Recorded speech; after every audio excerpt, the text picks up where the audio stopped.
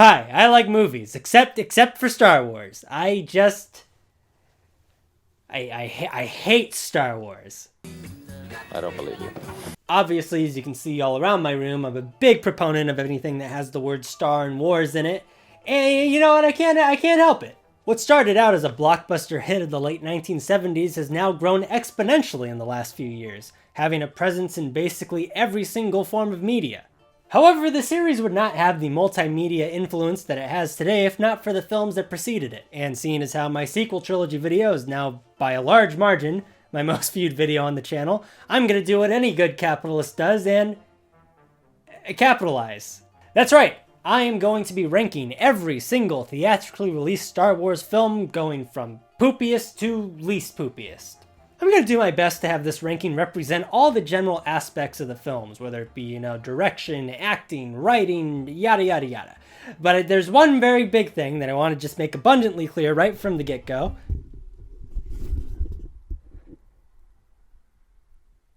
It's just my opinion. But it in the title says objective and definitive. Doesn't that mean that it's an objective fact of what you're saying? No, it's not. It's satire. It's hyperbole.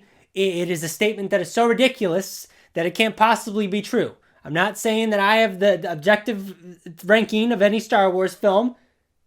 I know the title says that, but that's not what I'm actually saying. It's a joke. And honestly, my ranking for these movies kind of just flips on the daily, so if you weren't already taking this video with a grain of salt, now you have even more incentive to do so. This is all in the name of good fun. It's all my opinion, and it's not meant to be taken seriously whatsoever. But let's get this whole shebang on the road by starting with the worst one.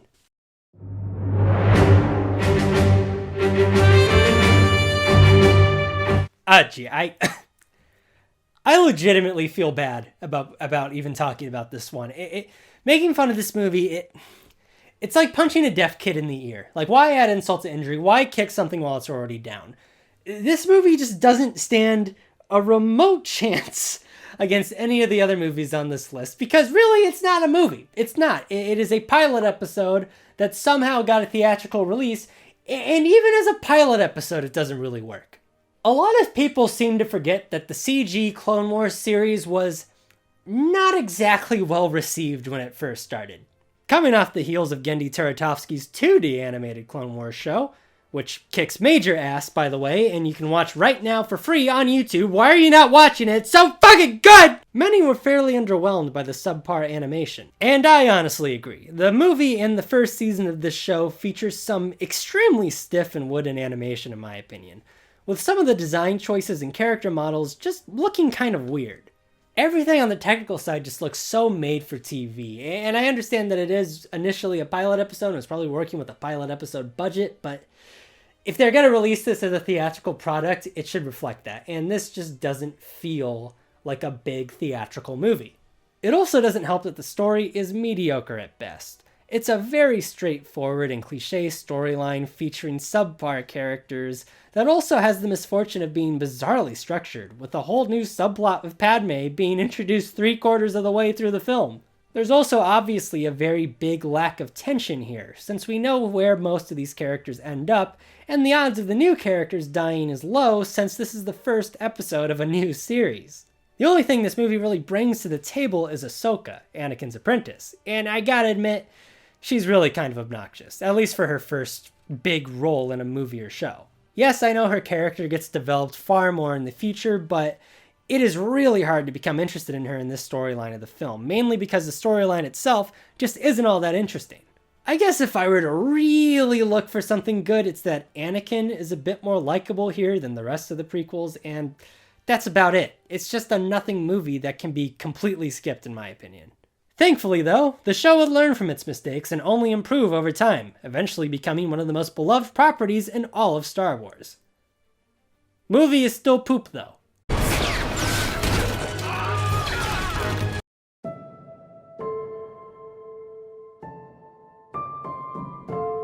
Now it's time to get to the actual movies, and Attack of the Clones is easily the worst of them in my eyes. For starters, of all the films in the series, I think Attack of the Clones has easily aged the worst.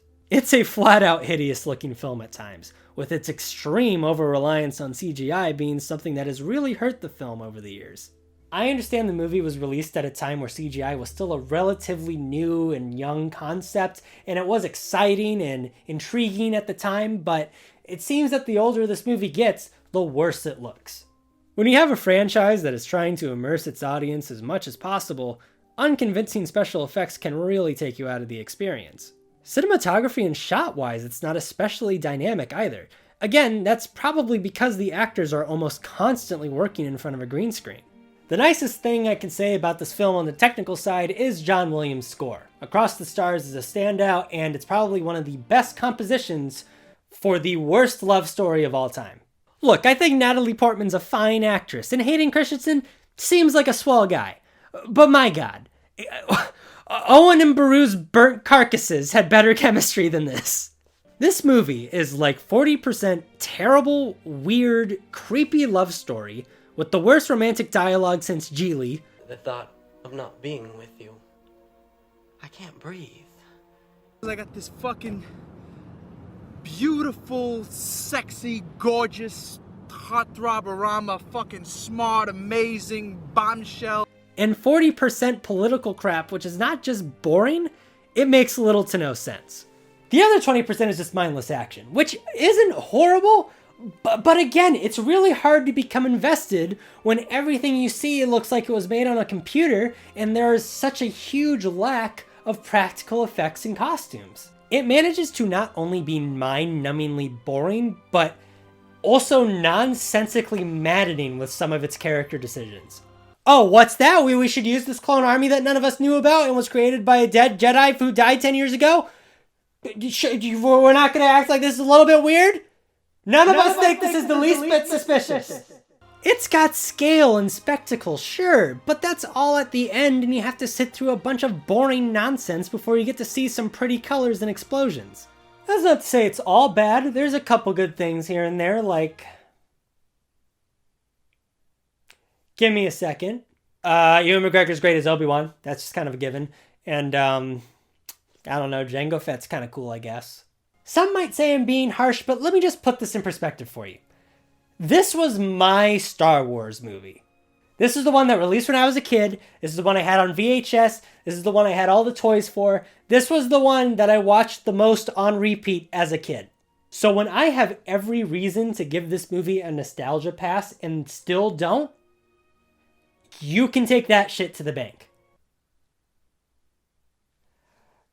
I'll also admit the mine scene's pretty cool.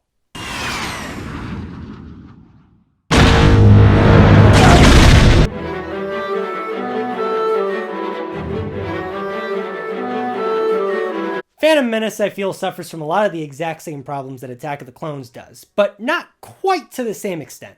While yes, there is a very large amount of CGI used in the film, weirdly enough, I actually think it holds up better than its subsequent film.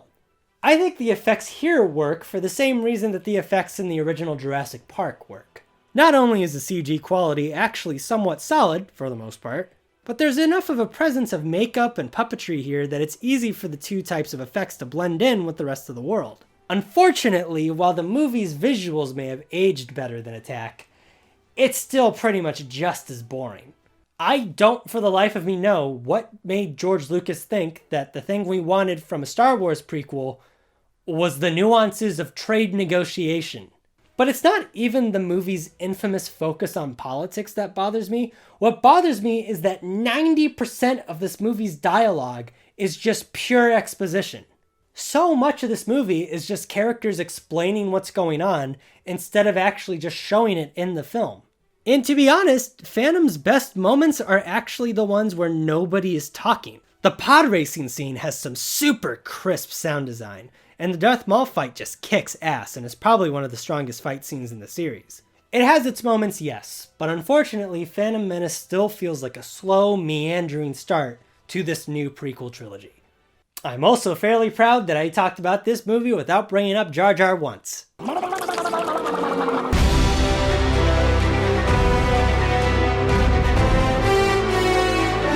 I can already hear the voices yelling out now. How dare I, Aiden Movie Boy III, How dare I put Rogue One this low on the list? Isn't it the best Disney Star Wars movie? Isn't it? Well, I personally don't think so, but before you get too bent out of shape, let me just say that we're only a few movies in and we're already in the category of films that I would describe as good. Yes, I think Rogue One is good, and there's really a lot to like here. That third act, it's pure Star Wars gold. Scarif is such a cool, unique planet that is so different from everything we've seen in this universe before. There's a wonderfully epic sense of scale in this final battle, and I'm so happy that there is a legitimate feeling of tension surrounding whether these main characters are going to make it or not. But where I feel the movie really needed to improve was in those characters. Yes, I felt they were able to face consequences, but I never really felt emotionally invested in anyone who wasn't named K2SO. Where'd you get it? I found it. I find that answer vague and unconvincing. It's not that these characters are underdeveloped, it's that they're given the bare minimum of character development. I understand why they're doing what they're doing, but I never got that extra bit of information to really care about them. While I think that third act is super fun, the 2 acts before that are just a bit tedious. Instead of using that time to flesh out the team, it feels like it's just trying to get from point A to point B. I also feel that when people talk about examples of bad fan service, this is what I think of. There's just way too much of this movie that feels like there are scenes there and characters included that are just there for the audience to go, oh, that's a thing I remember, even though they really don't add anything meaningful to the film. Look, the Darth Vader scene is cool. We all know it's cool. But it was revealed that this was a reshoot scene, and that fact couldn't be more obvious. Say it's a cool scene as much as you want, and I will agree with you. But if you took that scene out of the movie entirely, would it really change anything about the main plot? Without spoiling anything in Season 2, The Mandalorian felt like it included a ton of fan-favorite characters and moments, but it felt like the creators of the show were trying to make them relevant to the story. All those characters felt like they had a reason to be there. Seeing douchebag and ass-face from A New Hope doesn't seem relevant to the story. But still, Rogue One is a solid first effort for live-action spin-offs for the Star Wars galaxy. And had they just had let the characters sit in the oven for a little while longer, it could have been one of its best. We were on the verge of greatness. We were this close.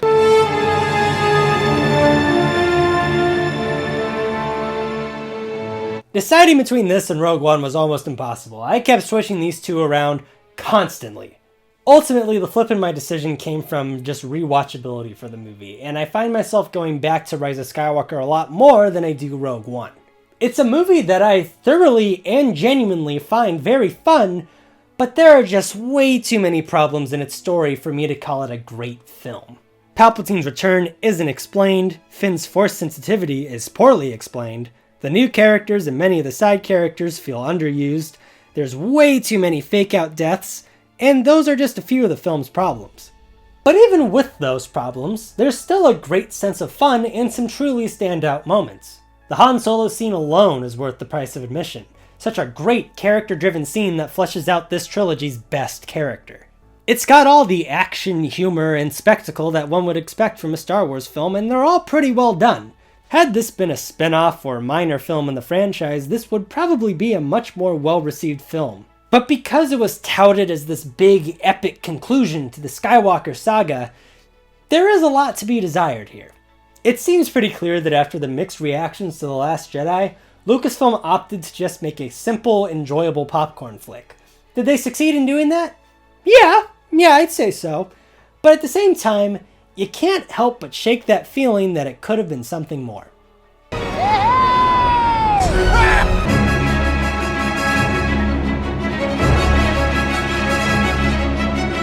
Revenge of the Sith has become something of a fan favorite in the fan base, and while it suffers from many of the same problems of the first two prequels, such as cheesy dialogue and subpar acting, I think most would agree that this is the strongest installment in the trilogy. The story here is thankfully much more airtight with none of the convoluted political nonsense from the first two films, and I'm glad it takes full advantage of being the first Star Wars movie to have a PG-13 rating. This is the darkest Star Wars has ever been, and that feels appropriate since it's ultimately a story of madness and genocide.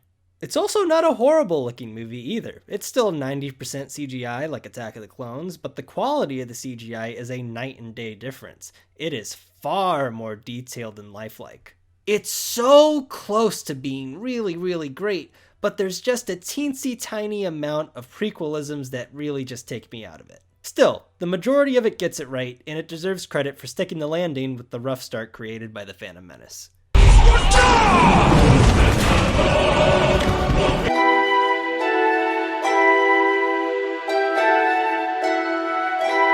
I can't think of a better spot to put this movie on this ranking. To me, Force Awakens is the definition of a solid, middle-of-the-road Star Wars movie. It does really everything it needs to do to be a successful Star Wars film. It doesn't particularly excel at anything, but it doesn't do anything horribly wrong either. The characters, solid. The story, solid. The writing, solid. Everything about the movie is just solid. But because it's so solid, it never really feels like it goes that extra mile to become something really special. I totally understand why they decided to play it safe, since they wanted to bring Star Wars back to its roots after years of heavy focus on the Clone Wars era. I just wish there was a little bit more to set itself apart from the other films in this series. But I digress. Force Awakens is still a ton of fun to watch and is a great return to form for the series. Oh, really? You're cold?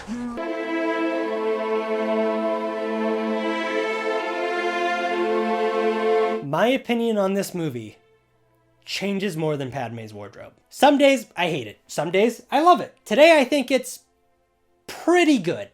The bad stuff exists and I fully recognize that. But the good stuff is just so good. I like Luke's arc a lot. I'm sorry. I think it fits his character just fine. Mark Hamill gives a great performance and I think the way his story ends here is very profound. Apart from that, I think the movie is visually stunning and makes a lot of bold decisions with its characters and stories. Not all of them pay off, sure, but when they do, they really do. I went into this movie pretty in depth in my sequel trilogy retrospective video, so if you want to know more of my more hot takes on this film, you can check that out. However, if that video has taught me anything, it's how productive the conversation around this movie has really been. The toxic vocal minority still exists, yes, but it's become more and more apparent to me that the majority of people who hate this movie have very well thought out and compelling reasons for disliking it. It really did teach me a lot, even though I personally still enjoy the film. It's a quirky, weird little movie that I will probably go back and forth on forever, and one that I think people will still be talking about for years and years to come. It may not be a perfect film, but I personally prefer a movie that gets talked about more than one that gets forgotten.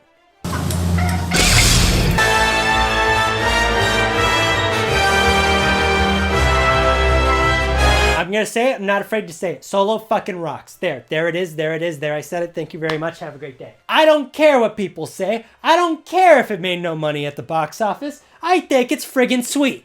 This is arguably the most Star Wars-y Star Wars movie since the original trilogy. It has this great 70s sci-fi vibe to it. Everything looks and feels so gritty and dirty, much like the westerns that inspired the series.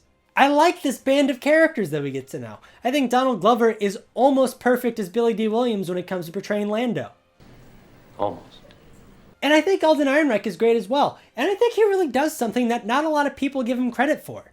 He took a character, and not just any character, Han freaking Solo, and he took that character and he made it his own instead of just doing a Harrison Ford impression. It's got such a great sense of swashbuckling fun, almost similar to the tone and vibe of an Indiana Jones film, which obviously makes a little bit of sense here. The action is thrilling, the tone is exciting, and it has a soundtrack that even John Williams would find rivaling. That's not to say it's perfect. For example, I'm not really a fan of the new love interest storyline, especially since it sometimes leads to prequel levels of cringe dialogue. There's also that dumb scene where the Marauders explain to the heroes that the evil gangster who threatened to kill them earlier is actually, get this, a bad guy, and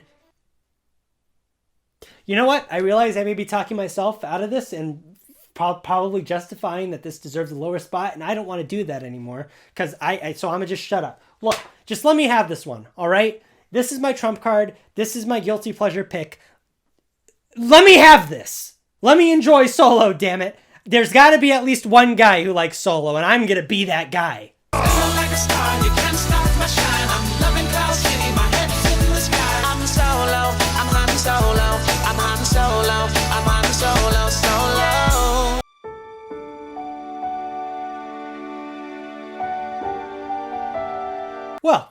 Gosh diggity darn. I wonder what the last 3 movies on this list could possibly be. The worst of the 3 is clearly Return of the Jedi, but I think it says a lot about how good the original trilogy really is when the worst one is this high up on the ranking. Return of the Jedi is still a fantastic final chapter of the original Star Wars saga and provides a satisfying conclusion for virtually every character. The dynamic between Luke and Vader that had been built up in the previous 2 films reaches a marvelous climax here, being both shocking and appropriate. It also has some of the most impressive set pieces, as is appropriate for a big finale like this. The Sarlacc pit, the Battle of Endor, all exciting climactic battles. There's dumb moments, sure, but honestly every movie I've talked about so far has dumb things in them. It's not quite as thematically deep as the first 2 movies, but honestly it doesn't have to be. Anyone who was invested in this series at this point was gonna watch this movie and probably enjoy it regardless of how it was. All it really needed to do was give these characters a proper send-off, and I think it totally succeeds.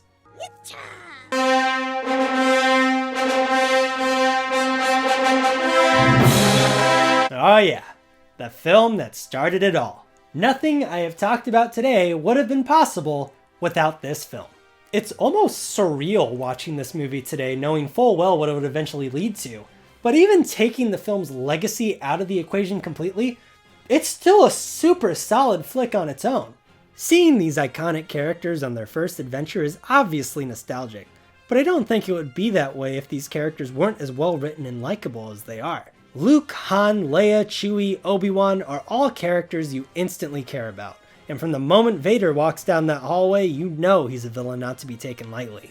The world building is simplistic, sure, but it needs to be when you're starting to build a big universe like this. You gotta start out things small. There's really not that much else to say about it, as pretty much everything that needs to be said about this movie has already been said. It is a near perfect start to a beloved franchise.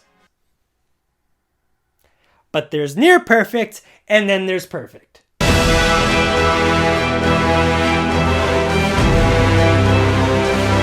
Oh yeah, I know, it's totally cliche and unoriginal that Empire Strikes Back is the best Star Wars movie, but the thing about cliches are, there's a reason they exist. I can pick and choose problems with every single one of these movies, but not this one. This is as close to perfect as Star Wars has ever gotten. It does everything that a great sequel is supposed to do, most important of which is pushing its characters into bold new directions. It seems to have the least action set pieces of the 3 original trilogy films, and yet it easily manages to be the most exciting, and that's because it is flawlessly structured and excellently written. You're constantly enthralled by these characters and where the story is taking them, and the story takes them to truly beautiful and dynamic environments. It's bold, it's shocking, it's innovative, it's legendary, it's goddamn Empire Strikes Back. What else am I supposed to say? You know it's awesome. You know it's awesome, right? It kicks ass! Oh, it's so good! And that concludes my personal ranking of every single Star Wars movie. And if you didn't think the last 20 minutes or so were a waste of time already, I'm about to rock your world. Because honestly, this list doesn't really matter because I enjoy all of these movies. Even the ones that I admit I don't think are that good. Almost every one of these films has things I like and things I dislike. But they all bring something to the table in my eyes. Something worth talking about, good or bad. And seeing as how we're probably going to be getting Star Wars content from now until the end of time, I'm interested in seeing what they do next, and maybe my ranking will change in the future. As long as it doesn't involve any more politics shit, because oh my god, I'm fucking sick of that.